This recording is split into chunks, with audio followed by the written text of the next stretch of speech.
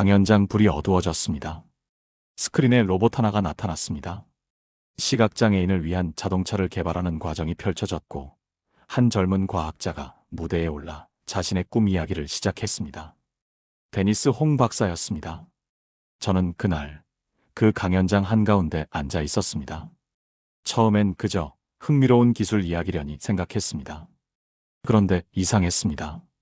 가슴 한가운데서 무언가가 뜨거워지기 시작했습니다. 눈가가 촉촉해졌습니다. 급기야 눈물이 흘러내렸습니다. 왜였을까요? 제게 시각장애가 있는 것도 아니고 로봇 공학자도 아닌데 말입니다. 그런데 그 순간 저는 알았습니다. 그의 말 속에 담긴 것이 무엇인지를. 그것은 단순한 정보가 아니었습니다. 그의 말 속에는 꿈이 살아 숨쉬고 있었습니다. 포기하지 않는 사람의 열정이 있었습니다. 그리고 무엇보다 다른 사람의 아픔을 자신의 것으로 품은 따뜻함이 있었습니다. 말이란 참 신기합니다. 똑같은 단어를 사용해도 어떤 말은 우리 귀를 그냥 스쳐 지나가고 어떤 말은 우리 가슴 한가운데를 관통합니다. 데니스 홍 박사의 말은 그날 제 가슴을 관통했습니다. 그리고 오래전 어딘가에 묻어두었던 제 안의 무언가를 깨웠습니다. 강연이 끝나고 집으로 돌아오는 길, 저는 계속 생각했습니다. 말이란 무엇일까? 같은 공기의 진동인데 왜 어떤 말은 사람을 울리고 어떤 말은 사람을 웃게 만들까? 왜 어떤 말은 오래된 상처를 치유하고 어떤 말은 새로운 상처를 만들어낼까? 여러분도 그런 경험 있지 않으신가요? 누군가의 말 한마디에 하루 종일 기분이 좋았던 날, 반대로 누군가의 말 한마디에 마음 한구석이 무너져 내렸던 날. 말은 그렇게 우리 삶 속에서 보이지 않는 힘을 발휘하고 있습니다. 한번 상상해 보세요. 어느 날 아침 눈을 떴는데 세상 모든 사람이 말을 잃어버렸다고 말입니다. 목소리는 나오는데 의미 있는 단어가 하나도 나오지 않습니다. 손짓 발짓으로 무언가를 전하려 해도 서로 이해할 수 없습니다. 어떤 분들은 이렇게 생각하실 수도 있습니다. 오히려 좋을 것 같은데요? 사람들이 말로 상처 주는 일도 없어지고 말다툼도 사라지고. 맞습니다. 말로 인한 상처는 확실히 사라질 것입니다. 그런데 그게 전부일까요? 아침에 가족과 함께 식탁에 앉았습니다. 엄마가 무언가 손짓을 합니다. 밥을 먹으라는 건지 학교 갈 준비를 하라는 건지 알 수가 없습니다. 아이가 울고 있습니다. 배가 고픈 건지 아픈 건지 무서운 건지 알 방법이 없습니다. 회사에 갔습니다. 동료가 화난 표정을 짓습니다. 내가 뭘 잘못한 건지 그냥 피곤한 건지 묻을 수가 없습니다. 말이 없는 세상은 상처가 사라지는 세상이 아닙니다. 오히려 더 큰 혼돈이 시작되는 세상입니다. 서로의 마음을 나눌 수 없고 생각을 공유할 수 없고 사랑을 표현할 수 없는 세상. 그것은 함께 살아가는 것이 아니라 각자 고립된 섬에서 사는 것과 같습니다. 성경 창세기 1장 2절은 창조 이전의 상태를 땅이 혼돈하고 공허하다고 표현합니다. 말이 없는 세상이 바로 그런 모습일 것입니다. 질서가 무너지고 의미가 사라진 혼돈과 공허의 세상. 하나님은 바로 그 혼돈과 공허 한가운데 말씀을 선포하셨습니다. 빛이 있으라. 그리고 빛이 있었습니다. 하나님의 말씀은 혼돈의 질서를 세웠습니다. 공허함을 채웠습니다. 그것이 창조였습니다. 말은 단순히 소리가 아닙니다. 말은 혼돈을 질서로 바꾸는 힘입니다. 공허함을 충만으로 채우는 도구입니다. 우리가 사용하는 말 하나하나가 우리 주변의 세상을 창조하거나 파괴하는 능력을 가지고 있다는 뜻입니다. 제 친구 이야기를 하나 들려드리고 싶습니다. 그는 중학교 시절 내내 너는 수학머리가 없어라는 말을 들으며 자랐습니다. 선생님도 부모님도 심지어 자기 자신도 그렇게 믿었습니다. 수학 시간만 되면 머리가 하얘지고 문제를 보면 자동으로 나는 못해라는 생각이 들었다고 합니다. 그런데 고등학교에 올라가서 새로운 수학 선생님을 만났습니다. 어느 날 그 선생님이 그에게 이렇게 말했습니다. 너는 수학적 사고방식이 독특하구나. 다른 아이들이 보지 못하는 걸 볼 수 있어. 단 한 문장이었습니다. 그런데 그 한 문장이 그의 인생을 바꿔놓았습니다. 그는 수학이 재미있어지기 시작했습니다. 나는 수학을 못해라는 주문이 깨졌습니다. 그리고 몇 년 후 그는 공대에 진학했고 지금은 데이터 분석가로 일하고 있습니다. 놀라운 것은 그가 실제로 머리가 좋아진 게 아니라는 점입니다. 달라진 것은 단 하나, 그에게 쏟아진 말이었습니다. 너는 수학머리가 없어라는 말은 그의 세계를 혼돈으로 만들었습니다. 반면 너는 독특한 사고방식을 가졌어라는 말은 그의 세계에 질서를 세우고 가능성으로 채웠습니다. 같은 사람, 같은 뇌, 같은 능력. 달라진 것은 오직 그를 향한 말이었습니다. 하나님이 말씀으로 세상을 창조하셨듯이 우리도 우리의 말로 누군가의 세상을 창조합니다. 아이에게 너는 할 수 있어라고 말할 때 우리는 그 아이 안의 가능성의 세계를 창조하는 것입니다. 배우자에게 당신을 믿어라고 말할 때 우리는 그 사람 안에 신뢰의 세계를 만드는 것입니다. 반대로 생각해 보세요. 너는 안 될 거야. 넌 맨날 그래. 당신은 변하지 않아라는 말들. 이런 말들은 상대방의 세계를 혼돈으로 밀어넣고 희망을 공허함으로 바꿔버립니다. 우리가 내뱉는 말 한마디 한마디가 창조의 힘을 가지고 있다는 것. 이것이 얼마나 두렵고도 놀라운 책임인지요. 야고보서 3장 1절에는 이런 말씀이 나옵니다. 내 형제들아, 너희는 선생된 우리가 더 큰 심판 받을 줄 알고 선생이 많이 되지 말라. 처음 이 구절을 읽었을 때 저는 이해가 잘 안 됐습니다. 선생이 되지 말라니? 가르치는 것이 나쁜 일인가? 하고 말입니다. 그런데 시간이 지나면서 이 말씀의 깊은 의미를 깨닫게 되었습니다. 문제는 가르치는 행위 자체가 아니라 가르치려는 태도에 있었습니다. 우리가 누군가를 가르치려 할 때 우리는 자동으로 자신을 높은 자리에 놓게 됩니다. 나는 아는 사람, 상대는 모르는 사람. 나는 옳은 사람, 상대는 틀린 사람. 제 경험을 나눠볼까 합니다. 몇 년 전, 저는 새로운 직원에게 업무를 가르치고 있었습니다. 그는 제가 설명한 방식과 다르게 일을 처리했습니다. 저는 즉시 말했습니다. 아니, 왜 그렇게 해요? 제가 말씀드린 대로 하세요. 제 목소리에는 짜증이 섞여 있었습니다. 그 직원은 조용히 대답했습니다. 죄송합니다. 제가 이전 회사에서 이렇게 하는 게 더 효율적이라고 배워서. 그 순간 제 얼굴이 화끈거렸습니다. 제가 한 일은 가르침이 아니었습니다.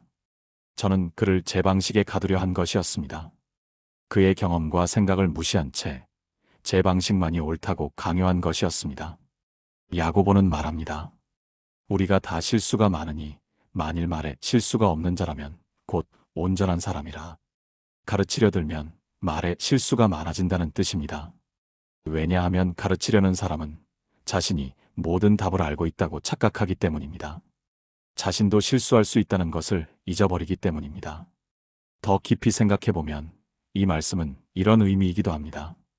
다른 사람을 가르치기 전에 먼저 자신에게 그 말을 하라는 것. 남에게 그렇게 하면 안 되라고 말하기 전에 내가 정말 그렇게 살고 있는지 물어보라는 것. 가르침이란 결국 내가 먼저 살아낸 것을 나누는 것이어야 한다는 뜻입니다. 그렇게 하면 안 돼. 우리가 얼마나 자주 이 말을 사용하는지 아십니까? 아이가 숙제를 하는 방식이 마음에 안 들 때, 부하 직원이 보고서를 작성하는 방식이 내 기준에 맞지 않을 때, 배우자가 집안일을 하는 방법이 내 방식과 다를 때, 그렇게 하면 안 되라는 말 속에는 보이지 않는 메시지가 숨어 있습니다. 내 방식이 옳고 내 방식은 틀렸어. 나는 판단하는 자리에 있고 너는 판단받는 자리에 있어. 나는 가르치는 사람이고 너는 배워야 하는 사람이야. 한 가정의 이야기입니다. 엄마는 설거지할 때 반드시 물을 받아서 합니다. 물을 아끼는 것이 그의 철학입니다. 딸은 흐르는 물에 설거지하는 것이 더 위생적이라고 배웠습니다. 어느 날 딸이 설거지를 하는데 엄마가 말합니다. 아니, 왜 그렇게 해? 물을 그렇게 낭비하면 안 되지. 딸은 대답합니다. 엄마, 요즘은 흐르는 물에 하는 게 더 위생적이래요. 학교에서 배웠어요. 엄마가 되봤습니다. 그런 소리 하지 마. 엄마가 평생 이렇게 해왔는데 아무 문제 없었어. 그렇게 하면 안 돼. 딸은 더 이상 아무 말도 하지 않습니다. 그리고 다음부터 설거지를 하지 않습니다. 무엇이 문제였을까요? 엄마의 방식이 틀렸을까요? 딸의 방식이 틀렸을까요? 아닙니다. 문제는 그렇게 하면 안 되라는 말 속에 담긴 태도였습니다. 그 말은 대화를 막아버립니다. 다른 가능성을 차단합니다. 상대방의 생각과 경험을 무시해버립니다. 만약 엄마가 이렇게 말했다면 어땠을까요? 그렇게 하는 것도 좋겠네. 엄마는 이렇게 하는 게 익숙한데 내 방식도 한번 알려줄래? 둘 다 좋은 점이 있을 것 같은데. 이렇게 말했다면 설거지는 갈등의 원인이 아니라 서로 배우는 기회가 되었을 것입니다. 그렇게 하면 안 되는 폭력적인 말입니다. 겉으로 보기에는 조언이나 가르침 같지만 실제로는 상대방의 존재를 부정하는 말입니다. 너의 생각은 가치가 없어. 너의 경험은 중요하지 않아. 너는 틀렸어라고 말하는 것과 같습니다. 그렇다면 우리는 어떻게 말해야 할까요? 야고보는 가르치려는 사람이 되지 말라고 했습니다. 그렇다면 우리는 무엇이 되어야 할까요? 답은 간단합니다. 배우는 사람이 되는 것입니다. 배우는 사람의 언어는 어떤 모습일까요? 그것은 존중의 언어입니다. 겸손의 언어입니다. 온유함의 언어입니다. 내가 누군가에게서 배울 것이 있다고 생각하면 자연스럽게 그 사람을 존중하게 됩니다. 내가 모든 것을 알지 못한다고 인정하면 자연스럽게 겸손해집니다. 상대방도 가치 있는 경험과 생각을 가지고 있다고 믿으면 자연스럽게 온유하게 대하게 됩니다. 제가 존경하는 한 선배님이 계십니다. 그분은 업계에서 30년 넘게 일한 베테랑입니다. 누구나 인정하는 전문가입니다. 그런데 놀라운 것은 그분이 신입사원의 말에도 귀를 기울인다는 점입니다. 한 번은 제가 물었습니다. 선배님, 30년 경력이면 웬만한 것은 다 아실 텐데 왜 신입사원 의견까지 들으세요? 그분이 웃으며 대답했습니다. 자네, 내가 30년 동안 본 것이 전부일까? 저 친구는 나와 다른 세대, 다른 교육, 다른 경험을 가지고 있어. 그 친구가 보는 세상과 내가 보는 세상은 다르지. 나는 그 친구에게서 내가 보지 못한 것을 배우고 싶은 거야. 그날 저는 깨달았습니다. 진짜 전문가는 자신이 모든 것을 안다고 생각하는 사람이 아니라 여전히 배울 것이 있다고 믿는 사람이라는 것을. 진정한 리더는 가르치려고만 하는 사람이 아니라 배우려는 자세를 잃지 않는 사람이라는 것을. 배우는 자의 언어를 사용한다는 것은 침묵하라는 뜻이 아닙니다. 말을 하되 존중을 담고 겸손을 싣고 온유함을 채워서 하라는 뜻입니다. 그렇게 하면 안 돼. 대신 그렇게 하는 이유가 뭐야? 나도 배우고 싶어라고 말하는 것입니다. 아니, 왜 그래? 대신 내 생각이 궁금해. 좀 더 설명해 줄래? 라고 말하는 것입니다. 베드로전서 3장 10절은 이렇게 말합니다. 생명을 사랑하고 좋은 날 보기를 원하는 자는 혀를 금하여 악한 말을 그치며 그 입술로 괴휴를 말하지 말라. 좋은 날을 보고 싶다면 우리의 언어를 바꿔야 합니다. 가르치려는 언어에서 배우려는 언어로, 판단하는 언어에서 이해하려는 언어로. 야고보서 3장에는 혀를 불에 비유하는 구절이 나옵니다. 혀는 곧 불이요, 불의의 세계라. 온몸을 더럽히고 삶의 수레바퀴를 불사르나니 그 사르는 것이 지옥 불에서 나느니라. 강렬한 표현입니다. 우리의 혀가 불처럼 모든 것을 태워버릴 수 있다는 경고입니다. 그런데 흥미로운 것이 있습니다. 사도행전 2장을 보면 오순절날 성령이 임할 때도 불의 혀같이 갈라지는 것들이 그들에게 보여진다고 기록되어 있습니다. 여기서도 불의 혀라는 표현이 나옵니다. 야고보서의 불과 사도행전의 불, 둘 다 불인데 무엇이 다른 걸까요? 하나는 파괴의 불이고 하나는 창조의 불입니다. 하나는 지옥에서 나온 불이고 하나는 하늘에서 내린 불입니다. 같은 불이지만 그 근원이 다르고 그 결과도 완전히 다릅니다. 우리의 말도 마찬가지입니다. 같은 언어, 같은 단어를 사용하지만 그 말이 어디서 나오느냐에 따라 생명을 살리기도 하고 죽이기도 합니다. 회사에서 있었던 일입니다. 두 팀장이 똑같은 상황에서 각자 팀원에게 피드백을 주었습니다. 프로젝트가 기대에 못 미치는 결과를 냈을 때였습니다. A팀장은 회의실에 팀원들을 모아놓고 말했습니다. 이게 뭡니까? 이런 수준으로 일하려고 이 회사에 들어왔습니까? 여러분, 정신 차리세요. 이런 식으로는 아무것도 안 됩니다. 그의 말은 날카롭고 강렬했습니다. 불처럼 타올랐습니다. 그런데 그 불은 무엇을 태웠을까요? 팀원들의 의욕을, 자존감을, 팀에 대한 신뢰를 태워버렸습니다. B팀장은 다르게 접근했습니다. 이번 프로젝트가 우리 기대에 못 미쳤어요. 저도 실망스럽습니다. 그런데 우리 한번 생각해 봅시다. 무엇이 문제였을까요? 어떤 부분에서 우리가 놓친 게 있었을까요? 다 같이 머리를 맞대고 찾아봅시다. 여러분은 충분히 잘할 수 있는 팀이에요. 그의 말도 열정적이었습니다. 불처럼 타올랐습니다.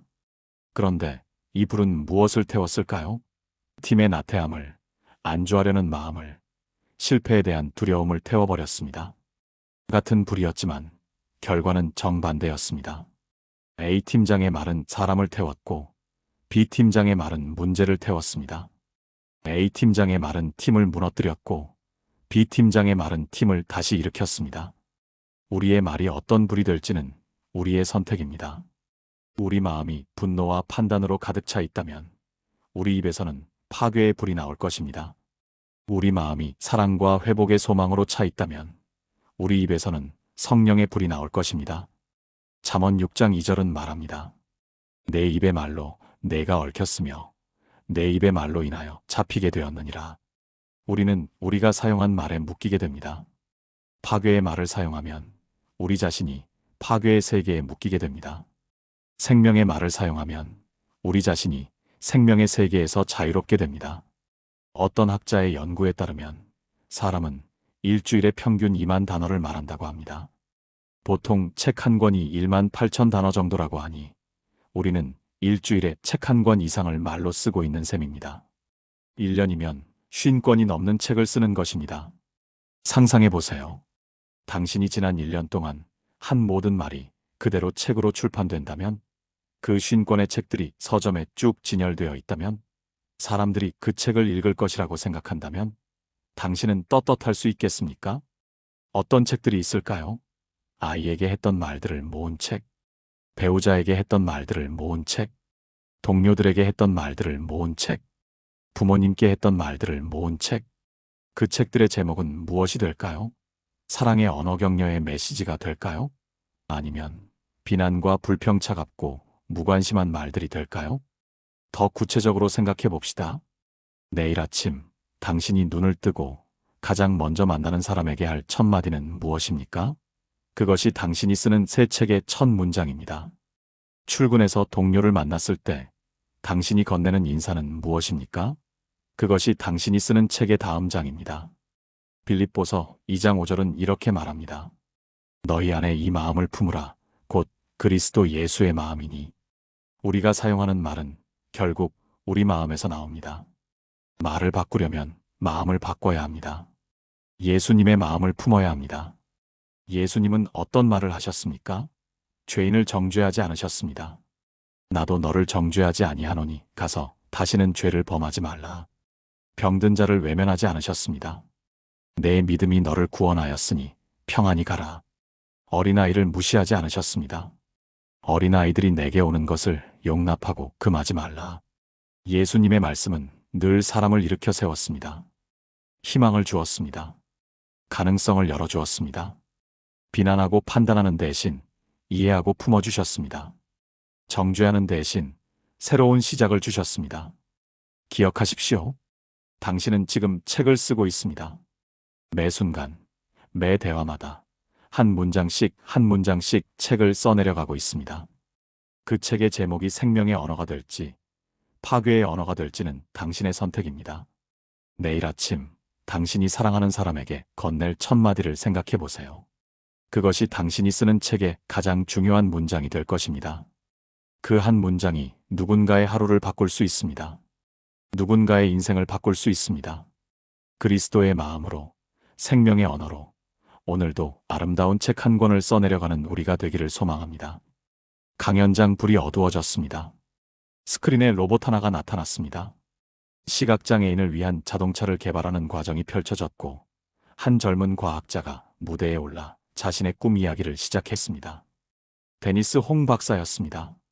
저는 그날 그 강연장 한가운데 앉아 있었습니다. 처음엔 그저 흥미로운 기술 이야기려니 생각했습니다. 그런데 이상했습니다. 가슴 한가운데서 무언가가 뜨거워지기 시작했습니다. 눈가가 촉촉해졌습니다. 급기야 눈물이 흘러내렸습니다. 왜였을까요? 제게 시각장애가 있는 것도 아니고 로봇 공학자도 아닌데 말입니다. 그런데 그 순간 저는 알았습니다. 그의 말 속에 담긴 것이 무엇인지를. 그것은 단순한 정보가 아니었습니다. 그의 말 속에는 꿈이 살아 숨쉬고 있었습니다. 포기하지 않는 사람의 열정이 있었습니다. 그리고 무엇보다 다른 사람의 아픔을 자신의 것으로 품은 따뜻함이 있었습니다. 말이란 참 신기합니다. 똑같은 단어를 사용해도 어떤 말은 우리 귀를 그냥 스쳐 지나가고 어떤 말은 우리 가슴 한가운데를 관통합니다. 데니스 홍 박사의 말은 그날 제 가슴을 관통했습니다. 그리고 오래전 어딘가에 묻어두었던 제 안에 무언가를 깨웠습니다. 강연이 끝나고 집으로 돌아오는 길, 저는 계속 생각했습니다. 말이란 무엇일까? 같은 공기의 진동인데 왜 어떤 말은 사람을 울리고 어떤 말은 사람을 웃게 만들까? 왜 어떤 말은 오래된 상처를 치유하고 어떤 말은 새로운 상처를 만들어낼까? 여러분도 그런 경험 있지 않으신가요? 누군가의 말 한마디에 하루 종일 기분이 좋았던 날, 반대로 누군가의 말 한마디에 마음 한구석이 무너져 내렸던 날. 말은 그렇게 우리 삶 속에서 보이지 않는 힘을 발휘하고 있습니다. 한번 상상해 보세요. 어느 날 아침 눈을 떴는데 세상 모든 사람이 말을 잃어버렸다고 말입니다. 목소리는 나오는데 의미 있는 단어가 하나도 나오지 않습니다. 손짓 발짓으로 무언가를 전하려 해도 서로 이해할 수 없습니다. 어떤 분들은 이렇게 생각하실 수도 있습니다. 오히려 좋을 것 같은데요? 사람들이 말로 상처 주는 일도 없어지고 말다툼도 사라지고. 맞습니다. 말로 인한 상처는 확실히 사라질 것입니다. 그런데 그게 전부일까요? 아침에 가족과 함께 식탁에 앉았습니다. 엄마가 무언가 손짓을 합니다. 밥을 먹으라는 건지 학교 갈 준비를 하라는 건지 알 수가 없습니다. 아이가 울고 있습니다. 배가 고픈 건지 아픈 건지 무서운 건지 알 방법이 없습니다. 회사에 갔습니다. 동료가 화난 표정을 짓습니다. 내가 뭘 잘못한 건지 그냥 피곤한 건지 묻을 수가 없습니다. 말이 없는 세상은 상처가 사라지는 세상이 아닙니다. 오히려 더 큰 혼돈이 시작되는 세상입니다. 서로의 마음을 나눌 수 없고 생각을 공유할 수 없고 사랑을 표현할 수 없는 세상. 그것은 함께 살아가는 것이 아니라 각자 고립된 섬에서 사는 것과 같습니다. 성경 창세기 1장 2절은 창조 이전의 상태를 땅이 혼돈하고 공허하다고 표현합니다. 말이 없는 세상이 바로 그런 모습일 것입니다. 질서가 무너지고 의미가 사라진 혼돈과 공허의 세상. 하나님은 바로 그 혼돈과 공허 한가운데 말씀을 선포하셨습니다. 빛이 있으라. 그리고 빛이 있었습니다. 하나님의 말씀은 혼돈의 질서를 세웠습니다. 공허함을 채웠습니다. 그것이 창조였습니다. 말은 단순히 소리가 아닙니다. 말은 혼돈을 질서로 바꾸는 힘입니다. 공허함을 충만으로 채우는 도구입니다. 우리가 사용하는 말 하나하나가 우리 주변의 세상을 창조하거나 파괴하는 능력을 가지고 있다는 뜻입니다. 제 친구 이야기를 하나 들려드리고 싶습니다. 그는 중학교 시절 내내 너는 수학머리가 없어라는 말을 들으며 자랐습니다. 선생님도 부모님도 심지어 자기 자신도 그렇게 믿었습니다. 수학 시간만 되면 머리가 하얘지고 문제를 보면 자동으로 나는 못해라는 생각이 들었다고 합니다. 그런데 고등학교에 올라가서 새로운 수학 선생님을 만났습니다. 어느 날 그 선생님이 그에게 이렇게 말했습니다. 너는 수학적 사고방식이 독특하구나. 다른 아이들이 보지 못하는 걸 볼 수 있어. 단 한 문장이었습니다. 그런데 그 한 문장이 그의 인생을 바꿔놓았습니다. 그는 수학이 재미있어지기 시작했습니다. 나는 수학을 못해라는 주문이 깨졌습니다. 그리고 몇 년 후 그는 공대에 진학했고 지금은 데이터 분석가로 일하고 있습니다. 놀라운 것은 그가 실제로 머리가 좋아진 게 아니라는 점입니다. 달라진 것은 단 하나, 그에게 쏟아진 말이었습니다. 너는 수학머리가 없어라는 말은 그의 세계를 혼돈으로 만들었습니다. 반면 너는 독특한 사고방식을 가졌어라는 말은 그의 세계에 질서를 세우고 가능성으로 채웠습니다. 같은 사람, 같은 뇌, 같은 능력. 달라진 것은 오직 그를 향한 말이었습니다. 하나님이 말씀으로 세상을 창조하셨듯이 우리도 우리의 말로 누군가의 세상을 창조합니다. 아이에게 너는 할 수 있어라고 말할 때 우리는 그 아이 안의 가능성의 세계를 창조하는 것입니다.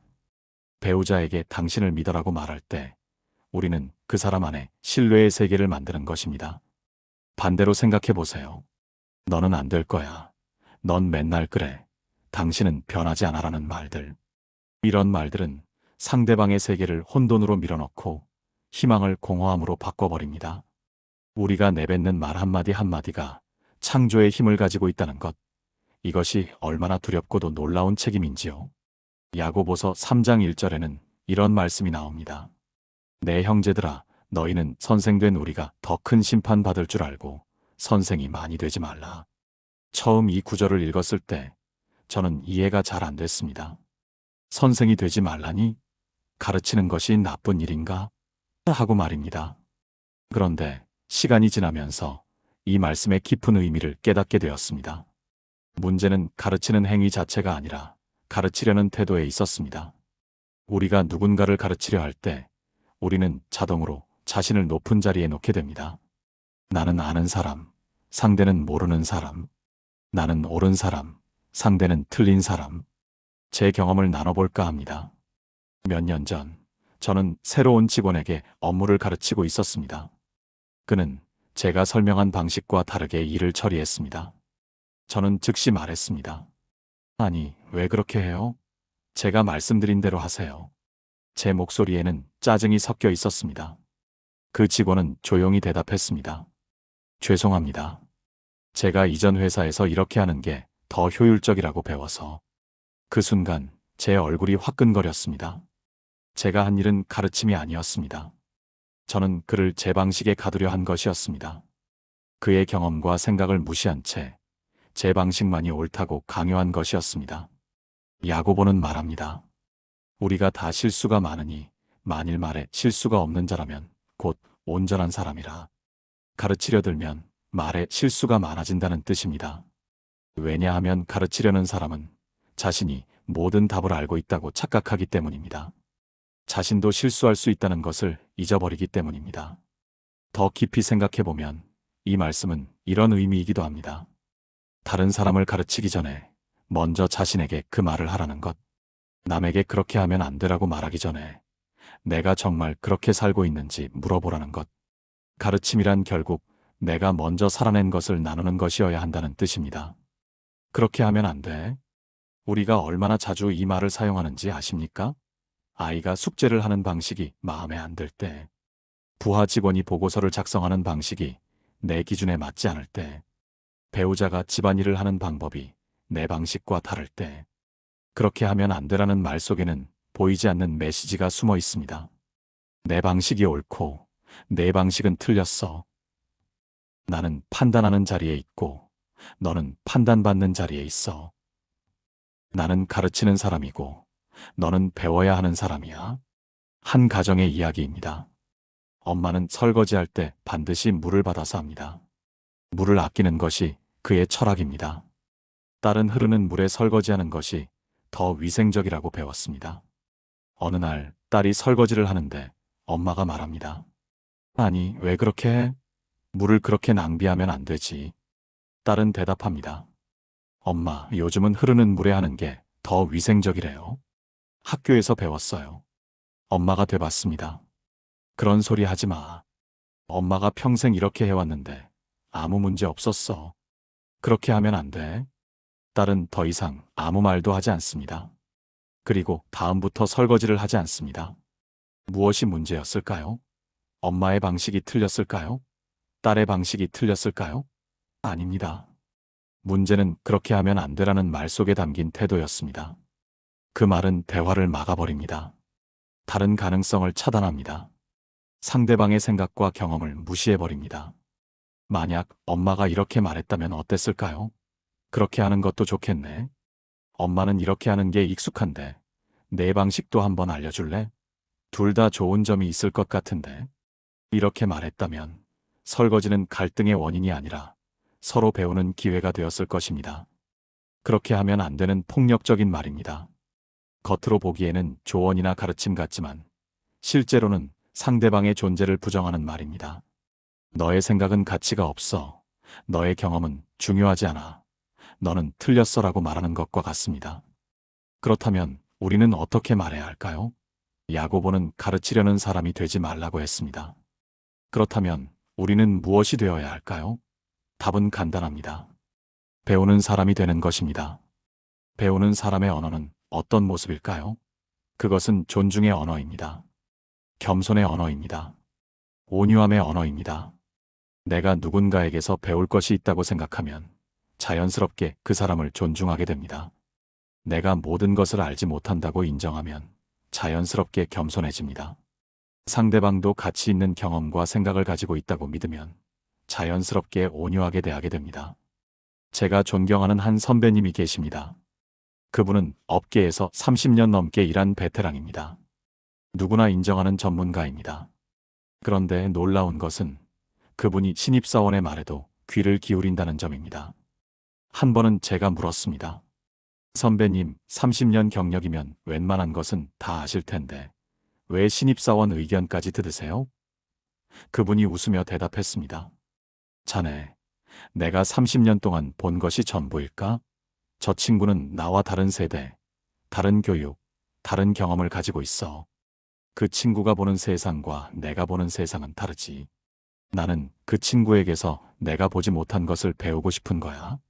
그날 저는 깨달았습니다. 진짜 전문가는 자신이 모든 것을 안다고 생각하는 사람이 아니라 여전히 배울 것이 있다고 믿는 사람이라는 것을. 진정한 리더는 가르치려고만 하는 사람이 아니라 배우려는 자세를 잃지 않는 사람이라는 것을. 배우는 자의 언어를 사용한다는 것은 침묵하라는 뜻이 아닙니다. 말을 하되 존중을 담고 겸손을 싣고 온유함을 채워서 하라는 뜻입니다. 그렇게 하면 안 돼. 대신 그렇게 하는 이유가 뭐야? 나도 배우고 싶어라고 말하는 것입니다. 아니, 왜 그래? 대신 내 생각이 궁금해. 좀 더 설명해 줄래? 라고 말하는 것입니다. 베드로전서 3장 10절은 이렇게 말합니다.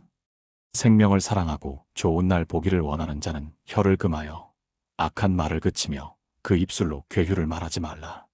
좋은 날을 보고 싶다면 우리의 언어를 바꿔야 합니다. 가르치려는 언어에서 배우려는 언어로, 판단하는 언어에서 이해하려는 언어로. 야고보서 3장에는 혀를 불에 비유하는 구절이 나옵니다. 혀는 곧 불이요 불의의 세계라. 온 몸을 더럽히고 삶의 수레바퀴를 불사르나니 그 사르는 것이 지옥불에서 나느니라. 강렬한 표현입니다.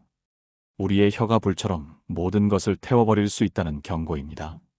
그런데 흥미로운 것이 있습니다. 사도행전 2장을 보면 오순절날 성령이 임할 때도 불의 혀같이 갈라지는 것들이 그들에게 보여진다고 기록되어 있습니다. 여기서도 불의 혀라는 표현이 나옵니다. 야고보서의 불과 사도행전의 불, 둘 다 불인데 무엇이 다른 걸까요? 하나는 파괴의 불이고 하나는 창조의 불입니다. 하나는 지옥에서 나온 불이고 하나는 하늘에서 내린 불입니다. 같은 불이지만 그 근원이 다르고 그 결과도 완전히 다릅니다. 우리의 말도 마찬가지입니다. 같은 언어, 같은 단어를 사용하지만 그 말이 어디서 나오느냐에 따라 생명을 살리기도 하고 죽이기도 합니다. 회사에서 있었던 일입니다. 두 팀장이 똑같은 상황에서 각자 팀원에게 피드백을 주었습니다. 프로젝트가 기대에 못 미치는 결과를 냈을 때였습니다.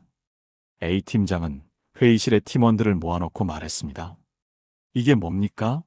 이런 수준으로 일하려고 이 회사에 들어왔습니까? 여러분, 정신 차리세요. 이런 식으로는 아무것도 안 됩니다. 그의 말은 날카롭고 강렬했습니다. 불처럼 타올랐습니다. 그런데 그 불은 무엇을 태웠을까요? 팀원들의 의욕을, 자존감을, 팀에 대한 신뢰를 태워버렸습니다. B 팀장은 다르게 접근했습니다. 이번 프로젝트가 우리 기대에 못 미쳤어요. 저도 실망스럽습니다. 그런데 우리 한번 생각해 봅시다. 무엇이 문제였을까요? 어떤 부분에서 우리가 놓친 게 있었을까요? 다 같이 머리를 맞대고 찾아봅시다. 여러분은 충분히 잘할 수 있는 팀이에요. 그의 말도 열정적이었습니다. 불처럼 타올랐습니다. 그런데 이 불은 무엇을 태웠을까요? 팀의 나태함을, 안주하려는 마음을, 실패에 대한 두려움을 태워버렸습니다. 같은 불이었지만 결과는 정반대였습니다. A팀장의 말은 사람을 태웠고 B팀장의 말은 문제를 태웠습니다. A팀장의 말은 팀을 무너뜨렸고 B팀장의 말은 팀을 다시 일으켰습니다. 우리의 말이 어떤 불이 될지는 우리의 선택입니다. 우리 마음이 분노와 판단으로 가득 차 있다면 우리 입에서는 파괴의 불이 나올 것입니다. 우리 마음이 사랑과 회복의 소망으로 차 있다면 우리 입에서는 성령의 불이 나올 것입니다. 잠언 6장 2절은 말합니다. 내 입의 말로 내가 얽혔으며 내 입의 말로 인하여 잡히게 되었느니라. 우리는 우리가 사용한 말에 묶이게 됩니다. 파괴의 말을 사용하면 우리 자신이 파괴의 세계에 묶이게 됩니다. 생명의 말을 사용하면 우리 자신이 생명의 세계에서 자유롭게 됩니다. 어떤 학자의 연구에 따르면 사람은 일주일에 평균 2만 단어를 말한다고 합니다. 보통 책 한 권이 1만 8천 단어 정도라고 하니 우리는 일주일에 책 한 권 이상을 말로 쓰고 있는 셈입니다. 1년이면 50권이 넘는 책을 쓰는 것입니다. 상상해 보세요. 당신이 지난 1년 동안 한 모든 말이 그대로 책으로 출판된다면, 그 50권의 책들이 서점에 쭉 진열되어 있다면, 사람들이 그 책을 읽을 것이라고 생각한다면 당신은 떳떳할 수 있겠습니까? 어떤 책들이 있을까요? 아이에게 했던 말들을 모은 책, 배우자에게 했던 말들을 모은 책, 동료들에게 했던 말들을 모은 책, 부모님께 했던 말들을 모은 책. 그 책들의 제목은 무엇이 될까요? 사랑의 언어 격려의 메시지가 될까요?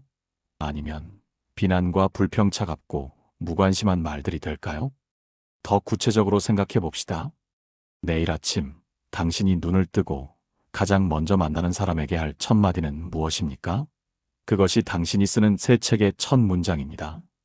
출근해서 동료를 만났을 때 당신이 건네는 인사는 무엇입니까? 그것이 당신이 쓰는 책의 다음 장입니다. 빌립보서 2장 5절은 이렇게 말합니다. 너희 안에 이 마음을 품으라. 곧 그리스도 예수의 마음이니. 우리가 사용하는 말은 결국 우리 마음에서 나옵니다. 말을 바꾸려면 마음을 바꿔야 합니다. 예수님의 마음을 품어야 합니다. 예수님은 어떤 말을 하셨습니까? 죄인을 정죄하지 않으셨습니다. 나도 너를 정죄하지 아니하노니 가서 다시는 죄를 범하지 말라. 병든 자를 외면하지 않으셨습니다. 내 믿음이 너를 구원하였으니 평안히 가라.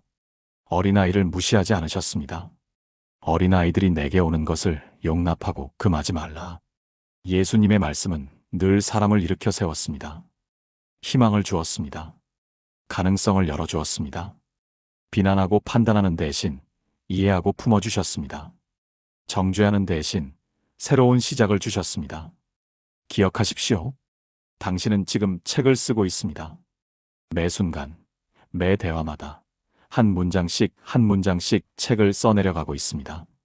그 책의 제목이 생명의 언어가 될지 파괴의 언어가 될지는 당신의 선택입니다. 내일 아침 당신이 사랑하는 사람에게 건넬 첫 마디를 생각해 보세요. 그것이 당신이 쓰는 책의 가장 중요한 문장이 될 것입니다. 그 한 문장이 누군가의 하루를 바꿀 수 있습니다. 누군가의 인생을 바꿀 수 있습니다. 그리스도의 마음으로, 생명의 언어로 오늘도 아름다운 책 한 권을 써내려가는 우리가 되기를 소망합니다.